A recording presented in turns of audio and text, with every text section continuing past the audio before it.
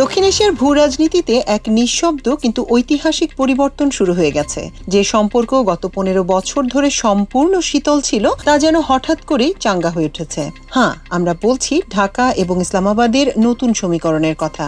5ই আগস্টের পট পরিবর্তনের পর থেকে বাংলাদেশ ও পাকিস্তানের সম্পর্ক যে গতিতে এগোচ্ছে তা দেখে দিল্লির নীতি নির্ধারকদের কপালে এখন চিন্তার ভাঁজ।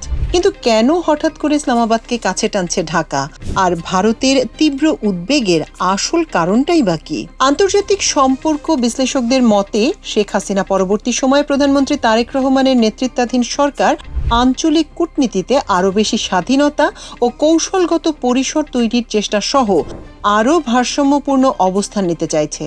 তবে ঢাকার এই নতুন কৌশল নয়াদিল্লিতে উদ্বেগ তৈরি করেছে, বিশেষ করে পাকিস্তানের সঙ্গে ঘনিষ্ঠতা এবং দেশের অভ্যন্তরে ইসলামপন্থী দলগুলোর প্রভাব বৃদ্ধির সম্ভাবনা নিয়ে ভারতের নিরাপত্তা মহলে নতুন করে আলোচনা শুরু হয়েছে।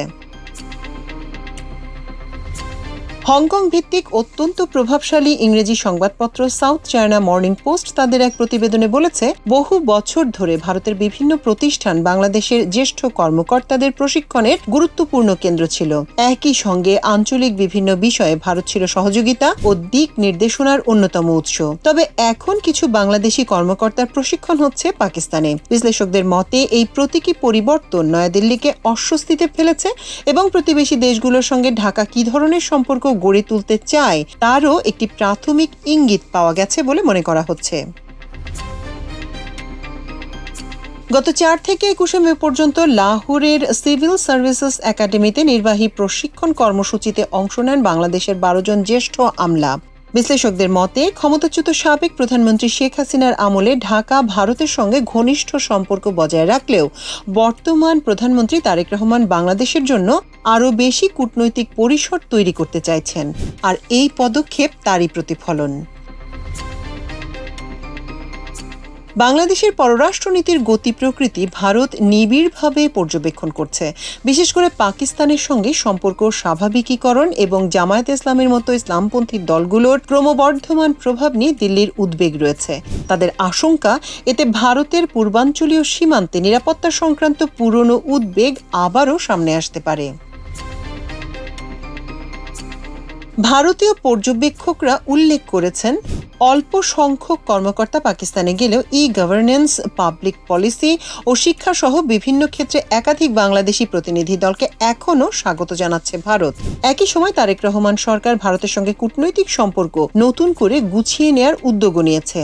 এর আগে অন্তর্বর্তী সরকারের সময় দুই দেশের সম্পর্কে দীর্ঘ টানাপোড়েন ছিল। গত মাসে বাংলাদেশের পররাষ্ট্রমন্ত্রী খলিলুর রহমান দিল্লি সফর করেন। ফেব্রুয়ারির নির্বাচনের মাধ্যমে নতুন সরকার দায়িত্ব নেয়ার পর এটি ছিল দুই দেশের মধ্যে প্রথম উচ্চ পর্যায়ের রাজনৈতিক যোগাযোগ। ভারতের হরিয়ানা ভিত্তিক ও.পি. জিন্দাল গ্লোবাল ইউনিভার্সিটির আন্তর্জাতিক সম্পর্ক বিভাগের অধ্যাপক শ্রী রাধা দত্ত বলেন, বাংলাদেশ সরকার মূলত এই অঞ্চলে একটি ভারসাম্য রক্ষার চেষ্টা করছে। তিনি বলেন, শেখ হাসিনা সরকারের সঙ্গে ভারতের সম্পর্কের মধ্যে একটি আবেগগত উপাদান ছিল, তবে এখন ঢাকা পারস্পরিক লাভজনক চুক্তি নিশ্চিত করতে আরও বাস্তববাদী ও ব্যবসায়িক দৃষ্টিভঙ্গি গ্রহণ করতে পারে।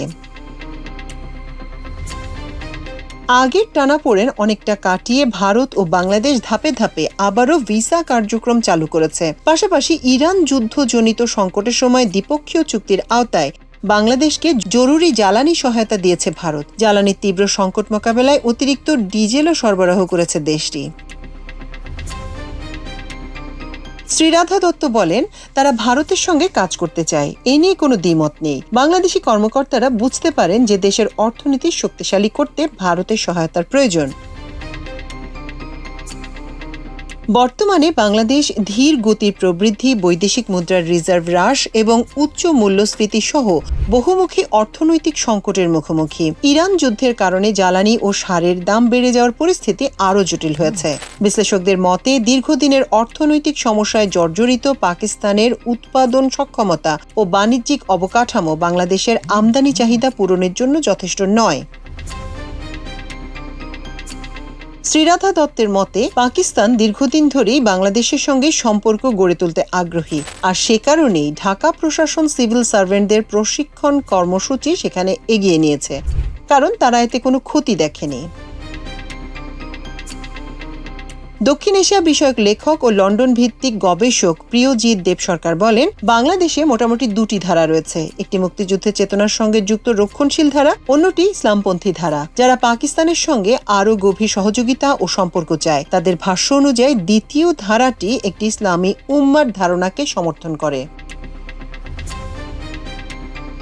ভারতের অশোকা বিশ্ববিদ্যালয়ের রাষ্ট্রবিজ্ঞান বিভাগের অধ্যাপক উদয় চন্দ্রের মতে, ঢাকার নতুন কৌশল দেশের অবস্থান শক্তিশালী করার চেষ্টা, রাষ্ট্রের মৌলিক অবস্থান বদলে ফেলার উদ্যোগ নয়। তিনি বলেন, হাসিনা পরবর্তী সময়ে নতুন সরকার নিজের জন্য আরও বেশি কূটনৈতিক পরিসর তৈরি করতে চাইছে। এর অর্থ হল চীন ও পাকিস্তানের প্রতি দৃশ্যমান কূটনৈতিক তৎপরতা।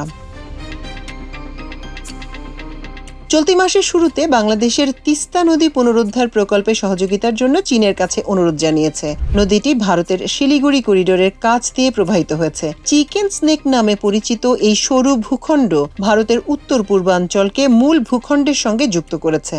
উদয়চন্দ্র বলেন, এখন উদ্বেগ হচ্ছে ঢাকা হয়তো দিল্লির সঙ্গে সম্পর্ক নতুন করে নির্ধারণের ক্ষেত্রে চীন ও পাকিস্তানকে দর কষাকষির হাতিয়ার হিসেবে ব্যবহার করতে পারে। ভারতের স্পষ্টতই নতুন বাংলাদেশ নীতির প্রয়োজন। এই নীতি কার্যত কোনো দল বা ব্যক্তির উপর কম নির্ভরশীল হবে এবং একই সঙ্গে বাংলাদেশের জনমতকে আরও গুরুত্ব দেবে।